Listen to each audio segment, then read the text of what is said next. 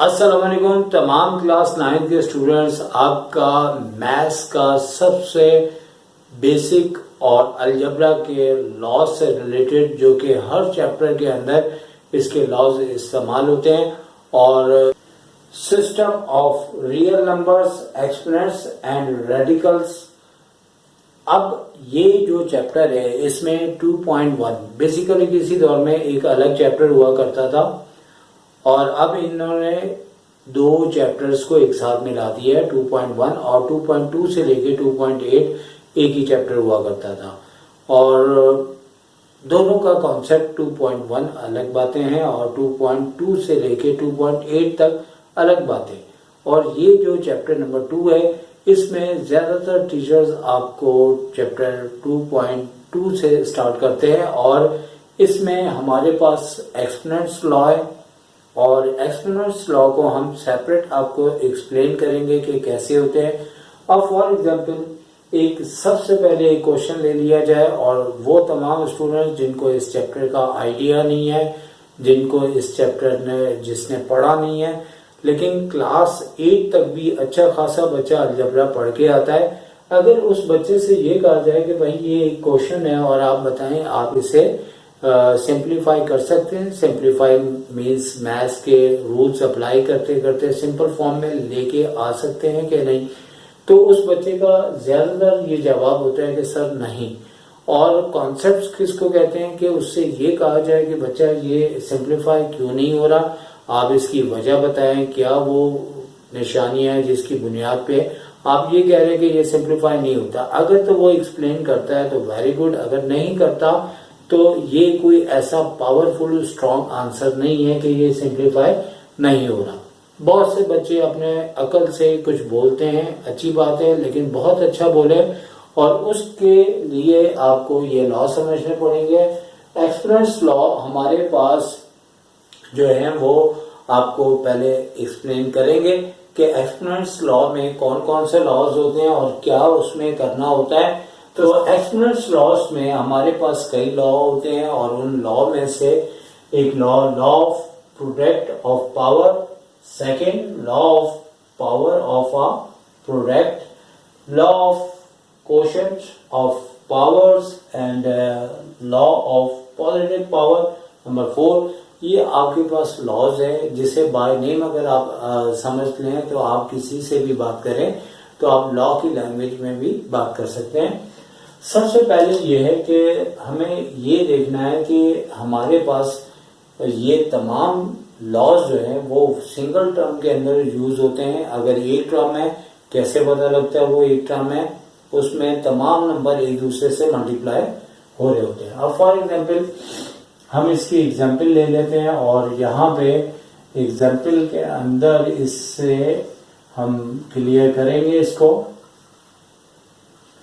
तो यहाँ पे हमारे पास 3 शक्ल के बेसिस हैं, एक x, दूसरा y और तीसरा z।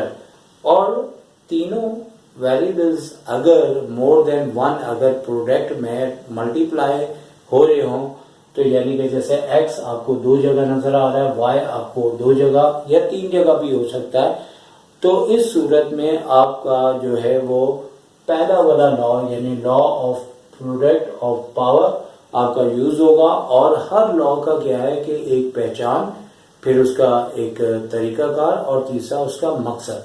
तो पहला लॉ ये कहता है कि अगर आपके पास x एक से ज्यादा बार मल्टीप्लाई हो रहा हो, y हो रहा है, तो ऐसी सूरत में इसका तरीकाकार आपने याद रखना है कि एक x लेके उसके जितने x हैं उनकी पावर्स को उनकी साइन के मुताबिक ऐड करना है, और ऐड करना है, और इसी तरह x के साथ y को भी हम ऐड करेंगे तो y2 + 3 हो जाएगा, जबकि z ऑलरेडी सिंगल टाइम लिखा हुआ है, यानी एक तरह से हम कह सकते हैं कि z के ऊपर हमारा ये लॉ अप्लाई नहीं हो रहा। तो इससे आगे हम अगर चलते हैं तो हमारे पास क्या होगा कि x की पावर आपके पास 7 हो जाएगी, और y की पावर 5 हो जाएगी, और z शुरू से आखिर तक वैसे ही रहा।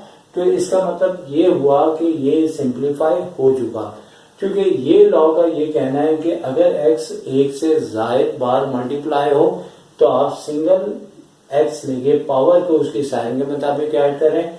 हमने x और y दोनों के साथ किया है, जबकि z ऑलरेडी ऊपर से सेम टू सेम आ गया क्योंकि ये ऑलरेडी सिंगल फॉर्म में था। अब आती है बात मकसद की तरफ। तो मकसद ये है कि x single base single power single base single power single base single positive पावरें होनी चाहिए। अब हमारे पास सेकंड लॉ जो है वो ऐसा है कि हमारे पास इसके अंदर पावर पहले आ गई और प्रोडक्ट बाद में आ गया, और इसमें हमारे पास ये क्वेश्चन हम अपनी तरफ से बना लेंगे 3y² और ब्रैकेट 1 और ऊपर 4 पावर z² ब्रैकेट के बाहर। तो भाई सेकंड लॉ जो हमारे पास यूज हो रहा है इसमें बुनियादी तौर पे आपको एक ब्रैकेट नजर आएगा, ब्रैकेट के ऊपर पावर 1 से बड़ी होगी, और जब बड़ी होगी तो इस सूरत में हमारा law of power of a product use होगा। और इसका तरीका कार क्या है कि x और y दोनों अपनी पावर अपने ब्रैकेट के ऊपर की पावर से मल्टीप्लाई कर लेंगे। और क्या तरीका कार इसका आएगा कि 3 4 12 होगा, डायरेक्ट भी आप लिख सकते हैं, 4 2 8, तो x की पावर 12 और y की पावर 8 होगी। और z के ऊपर इस बार हमने जानबूझ के दोबारा से इसके ऊपर लॉ का हिस्सा नहीं बनाया, तो ब्रैकेट के बाहर रखा, ताकि आपका ये कॉन्सेप्ट क्लियर हो जाए कि z के ऊपर ना तो फर्स्ट लॉ अप्लाई हो रहा था ना यहाँ पे सेकंड वाला लॉ अप्लाई हो रहा है, क्योंकि ये ब्रैकेट से बाहर है, और z² वैसे क्या वैसे ही आ जाएगा। और हर लॉ का मकसद एक ही है, single base positive single power single base single positive power. तो इस तरीके से इसका आंसर आ चुका। अब लॉ नंबर 3 इस तरह से है कि law of question of powers. तो कोशन का बुनियादी तौर पे मकसद होता है डिवाइड। अब इसकी भी हम एक एग्जांपल आपको अपनी तरफ से बना के दिखा देते हैं। x की पावर अगर 3 हो और नीचे x की पावर 2 हो, और इसी तरह और इसको एक्सपैंड कर लेते हैं, y की पावर 5 है तो y की पावर नीचे 8 ले लेते हैं, और z² को दोबारा हम ले लेते हैं। तो हमारा क्वेश्चन का मतलब होता है डिवाइड। तो डिवाइड की सूरत में ये होता है कि जैसे ही हमें अपॉन नजर आए, जैसे इसमें ब्रैकेट नजर आए, इसमें एक बेस एक से ज्यादा मल्टीप्लाई हो रहा हो, तो यहाँ पे हमें अपॉन नजर आए, तो ये लॉ नंबर 3 यानी कि क्वेश्चन लॉ का इशारा होता है। कंफर्मेशन कैसे होती है कि जो नीचे बेस होगा वो ऊपर भी होगा, जो ऊपर है वो नीचे भी हो सकता है। x ऊपर नीचे दोनों जगह मौजूद है, y भी मौजूद है, लेकिन z बेचारा इस दफा फिर इस लॉ से महरूम रह चुका है, क्योंकि z ऊपर अकेला है और जबकि ना नीचे है ना ऊपर है। तो लगातार हम लॉ के साथ ये शरारत करते जा रहे हैं कि z को लॉ में शामिल नहीं होने दे रहे, ताकि आपका कॉन्सेप्ट भी क्लियर हो। और z से कोई हमारी जाती दुश्मनी नहीं है, बल्कि z हम इस तरह से ले रहे हैं कि किसी भी लॉ का हिस्सा ना बन सके ये, ताकि आप अपना कॉन्सेप्ट बेहतर डेवलप कर सकें। अच्छा भाई, अब हमने क्या बताया, सबसे पहले पहचान, फिर तरीकाकार, फिर मकसद। मकसद सबका एक ही होता है, तरीका का डिफरेंट होता है। अब हमने करना क्या है कि x की पावर +2 है, नीचे छोटी है ऊपर बड़ी पावर है, तो छोटी बड़ी के पास जाएगी। बहुत से बच्चे कहते हैं सर ऐसा क्यों है, छोटी बड़ी के पास क्यों जाती है। जिंदगी के अंदर कई मिसालें ऐसी हैं कि अगर नीचे की मंजिल पे थोड़ा सा सामान हो और वही सामान ऊपर भी पड़ा हो लेकिन जरा ज्यादा हो, और ये कहा जाए कि आप इसे इकट्ठा करें, तो हम क्या सिलेक्शन करेंगे कि हम कम वाले को ज्यादा जगह पे ले जाएंगे। चाहे ऊपर कम हो, ज्यादा नीचे हो तो नीचे ले जाएंगे, नीचे कम है ऊपर ज्यादा है तो ऊपर ले जाएंगे। तो इसी तरह से हमने यहाँ पे भी ऐसे ही करना है। और इसी तरह y की पावर ऊपर 5 है यानी कि कम है, और नीचे बड़ी है तो नीचे हम इसे ले आएंगे, और जबकि x ऊपर आके पावर इसकी -2 और y नीचे बड़ा है नीचे ही रहेगा, और ऊपर का y 5 नीचे आके अपनी साइन चेंज कर देंगे, यानी प्लस है तो माइनस, माइनस है तो प्लस। बेचारा z² अकेला दोबारा रह गया। इसको हम किसी लॉ का हिस्सा ना बना रहे ना बनने देंगे। और इसके बाद इसका नेक्स्ट स्टेप ये होगा कि जैसे हमने फर्स्ट लॉ में किया था कि 3 में से 2 लेस कर देंगे, जेड स्क्वायर वैसे ही चलता रहेगा और इसे चलना पड़ेगा। y8 माइनस 5, तो इसका आंसर हमारे पास x की पावर 1 जेड स्क्वायर अपॉन में y की पावर 3 आ जाएगा। इस तरह से यहाँ पे भी ऐसा हुआ कि सिंगल बेस सिंगल पावर, तो ये हमारा सिंप्लीफाई हो चुका है। इसके बाद एक लॉ है जो कि तमाम लॉ के अंदर अप्लाई हो जाएगा और मैथ्स के अंदर कभी भी नेगेटिव पावर नहीं होती। और अगर मिसाल के तौर पे हम इससे रिलेटेड क्वेश्चन बनाए x की पावर -3 z स्क्वायर और y की पावर -2, तो यहाँ पे अब क्या हो रहा है कि हमारे पास x सिंगल है, y भी सिंगल है और z भी सिंगल है, लेकिन x और y की पावर नेगेटिव है और z की पावर ऑलरेडी पॉजिटिव है। तो फिर z को लॉ का हिस्सा नहीं बनने दिया और z स्क्वायर वैसे ही रहेगा।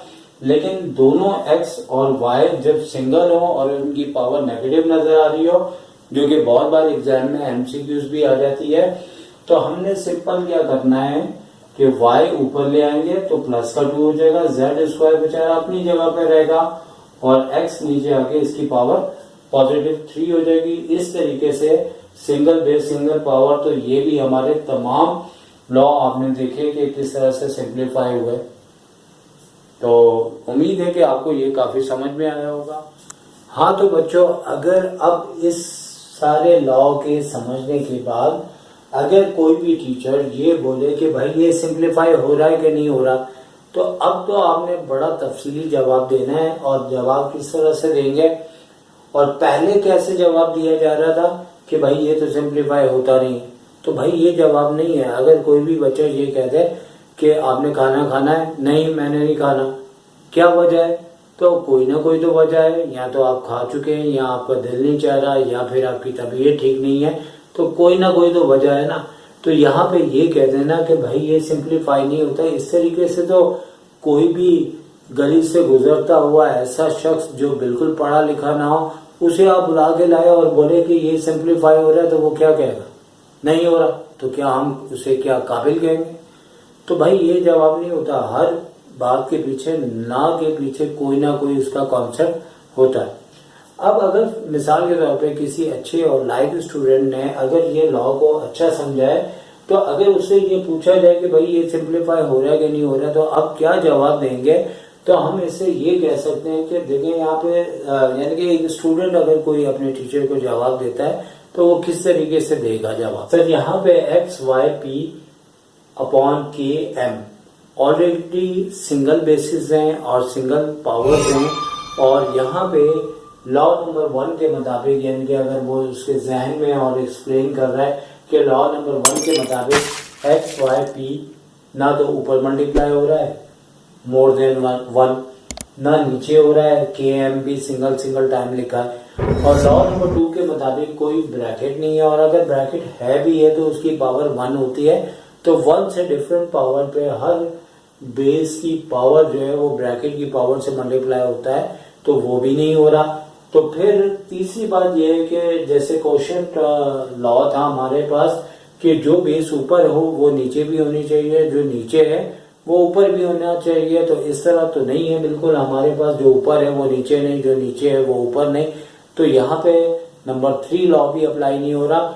और फोर्थ में ये कि किसी बेस की पावर नेगेटिव नहीं है, तमाम पॉजिटिव है, तो लिहाजा लॉ नंबर 4 के मुताबिक ये सिंप्लीफाई नहीं हो सकता। बात हम इससे भी बहुत ज्यादा तफसीली कर सकते थे, क्योंकि जितना कॉन्सेप्ट आपका क्लियर होगा उतनी बड़ी आप बात कर सकते हैं। और यहाँ पे सिंपल एक आपको एक्सप्लेन करना था कि जब कोई ना का लफ्ज आए तो थोड़ा बहुत आपको बोलना चाहिए, और बोलने के पीछे सारे लॉज होते हैं जिन्हें आपने सही तरीके से समझाओ। तो इंशाल्लाह हम इन लॉ के बाद आपको एक्सरसाइज वाइज क्वेश्चन एक्सप्लेन करेंगे, और जिन्हें ये लॉज आते हैं हर वो क्वेश्चन जो आपकी बुक में आपको सॉल्व करते हुए सिंप्लीफाई करते हुए आपको बहुत अच्छा लगेगा, मजा भी आएगा, समझ में भी आएंगे। तो नेक दुआओं के साथ सच्चाई को इजाजत दीजिए। टेक केयर, अल्लाह हाफिज।